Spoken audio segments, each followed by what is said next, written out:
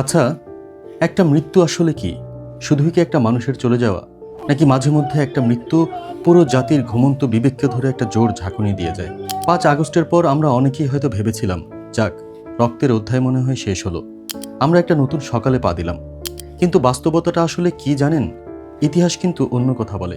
ইতিহাস বলে বিপ্লব আনা যত কঠিন, সেটা রক্ষা করতে তার চেয়েও বেশি স্যাক্রিফাইস করতে হয়। আর সেই স্যাক্রিফাইসের খাতায় এবার যুক্ত হলো নতুন একটা নাম, শরীফ ওসমান হাদী।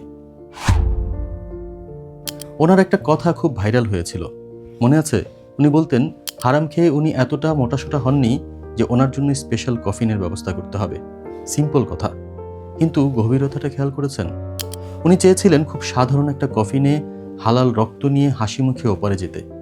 ভাগ্যের কি নির্মম পরিহাস দেখুন, ওনার সেই স্বপ্নটাই আজ সত্যি হলো। কিন্তু এই যে স্বপ্ন পূরণ হলো, এর পেছনের গল্পটা কিন্তু মোটেও সুখকর নয়।